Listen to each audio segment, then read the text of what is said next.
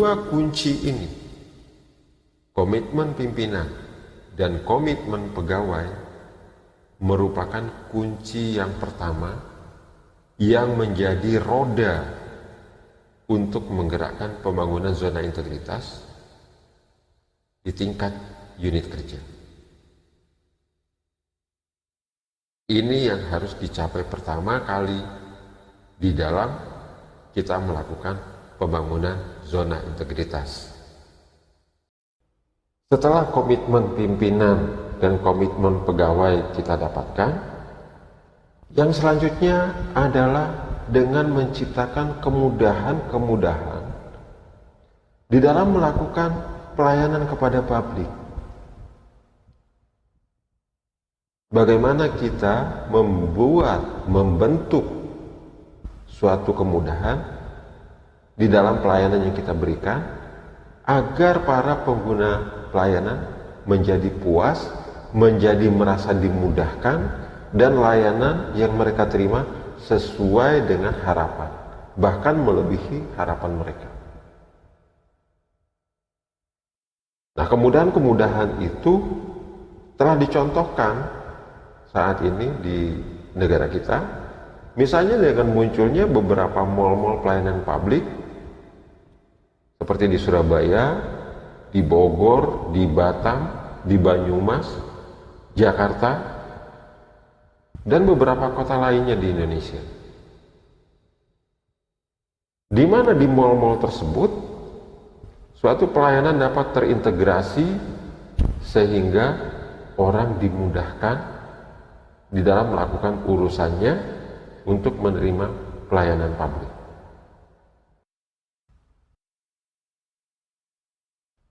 Bagaimana bentuk kemudahan yang diberikan?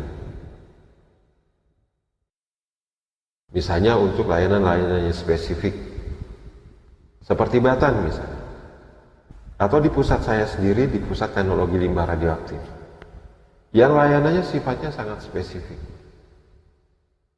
Layanannya pun bersifat mengandung risiko yang sangat tinggi. Bagaimana memberikan kemudahannya? Minimal berikan kemudahan bagi penerima layanan di dalam urusan birokrasinya, di dalam urusan menyampaikan persyaratan atau pemenuhan persyaratannya.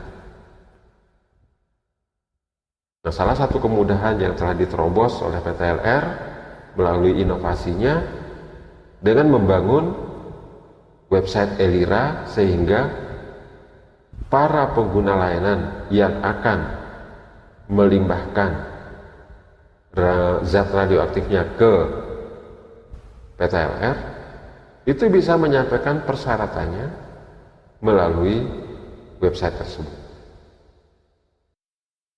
Ini salah satu bentuk kemudahan dalam hal pemenuhan persyaratan dan memangkas sistem birokrasinya. Tetapi banyak hal-hal lain, kemudahan-kemudahan lain yang dapat kita bangun, dapat kita bentuk. Tidak hanya harus berbasis aplikasi, tapi bagaimana misalnya kita memberikan layanan langsung dijemput di tempat atau in situ layanannya jika memungkinkan, sehingga si penerima layanan tidak harus datang ke suatu tempat, tidak harus membuang waktunya cukup banyak untuk dapat menerima layanan. Nah, ini yang harus kita pikirkan sebagai suatu inovasi di dalam penyelenggaraan pelayanan kepada publik. Sehingga inovasi tersebut mampu memberikan kemudahan kepada penerima layanan, dan si penerima layanan merasa dipuaskan dengan layanan yang diberikan. Si penerima layanan merasa dimudahkan dengan layanan yang diberikan. Ini perlu difikirkan oleh setiap pelaksana pembangunan zona integritas untuk menuju wilayah bebas dari korupsi dan atau wilayah birokrasi bersih dan melayani. ciptakan kemudahan-kemudahan untuk melaksanakan pelayanan kita. Sampai saat ini kita telah membahas dua, yaitu yang pertama komitmen dari pimpinan maupun pegawai, dan yang kunci yang kedua adalah ciptakan kemudahan-kemudahan di dalam melaksanakan pelayanan. Saudara-saudara penggerak pembangunan zona integritas, kunci yang ketiga adalah ciptakan program-program yang dapat menyentuh langsung kepada masyarakat.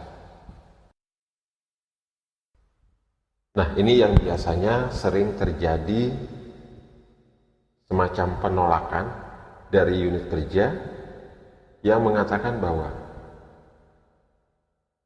layanan kami tapi tidak bisa seperti layanan puskesmas, layanan dari kepolisian SIM atau STNK yang langsung menyentuh kepada masyarakat. Artinya tidak mungkin kami menciptakan layanan-layanan yang seperti ini yang dapat menyentuh langsung kepada masyarakat. Padahal yang dimaksud dengan menciptakan program-program yang dapat menyentuh langsung kepada masyarakat tidak harus seperti layanan puskesmas atau layanan SIM keliling yang diciptakan oleh kepolisian misalnya. Tidak selalu mutlak seperti itu. Kita lihat spesifikasi dari layanan kita sendiri seperti apa.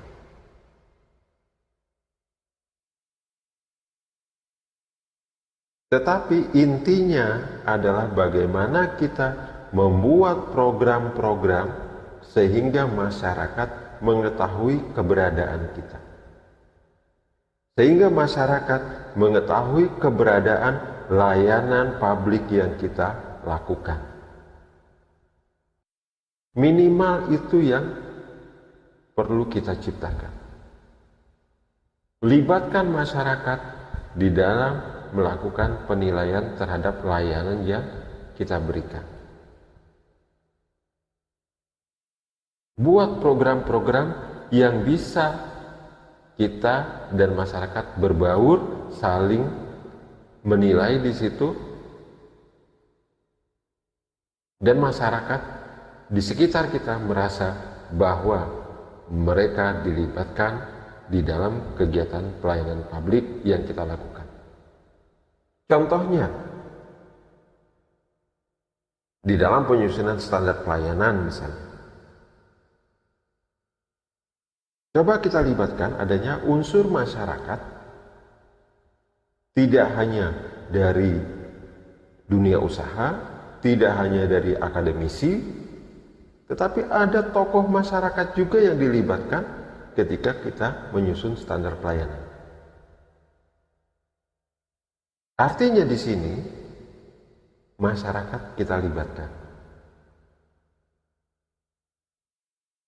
Kemudian kita mengatakan sulit untuk menciptakan atau meng-create program-program yang dapat menyentuh masyarakat secara langsung. Coba perhatikan kompetensi-kompetensi pegawai yang ada di instansi kita. Apakah ada dari kompetensi-kompetensi tersebut yang sebenarnya bisa ditularkan kepada masyarakat sehingga berguna bagi masyarakat? Bahkan mungkin dapat meningkatkan kompetensi dari masyarakat, meningkatkan pengetahuan dari masyarakat, sehingga masyarakat itu mampu untuk mengelola pengetahuan itu dan mungkin menjadikannya sebagai suatu unsur untuk peningkatan ekonomi mereka. Misalnya, adanya kompetensi orang elektronika yang cukup baik. Kenapa tidak kita berikan bimbingan untuk misalnya untuk membetulkan radio, membetulkan TV kepada masyarakat di sekitar kita? Kita memiliki unit pengamanan yang cukup handal. Kenapa tidak kita berikan pembinaan kepada masyarakat? Bagaimana cara untuk menggunakan alat pemadam api ringan, misalnya APAR. Sehingga masyarakat memiliki pengetahuan yang cukup. Ketika terjadi hal-hal yang di masyarakat itu menjadi sebuah risiko dan biasanya menimbulkan kepanikan, karena mereka telah memiliki pengetahuan bagaimana menggunakan APAR, mereka tidak lagi menjadi panik di dalam hal itu. Mereka bisa mencari APAR-nya, mereka bisa menggunakannya dengan baik. Jadi tidak ada alasan kita bahwa kita tidak bisa membuat program yang langsung menyentuh kepada masyarakat. Banyak hal yang sebenarnya bisa kita lakukan di dalam membuat program-program yang menyentuh kepada masyarakat. Hanya saja terkadang kita merasa takut karena kita instansi pemerintah, ada anggaran-anggaran yang harus kita keluarkan. Padahal selama itu bisa dipertanggungjawabkan dengan baik, memiliki alasan-alasan yang kuat, saya yakin itu akan didukung oleh pemerintah. Karena tujuannya adalah untuk peningkatan pengetahuan masyarakat, bahkan mungkin peningkatan taraf ekonomi masyarakat. Atau minimal kita berikan pengetahuan-pengetahuan kita sebagai bentuk keterlibatan pegawai, sebagai bentuk komitmen pegawai yang dikunci yang nomor satu, yaitu dengan membagikan pengetahuannya kepada masyarakat. Ini yang kunci ketiga yang dapat dilakukan oleh unit-unit kerja yang sedang melaksanakan pembangunan zona integritas untuk menuju wilayah bebas dari korupsi dan atau wilayah birokrasi bersih dan melayani. Sampai saat ini sudah ada 3 kunci: komitmen pimpinan dan pegawai, ciptakan kemudahan-kemudahan di dalam pelaksanaan pelayanan publik,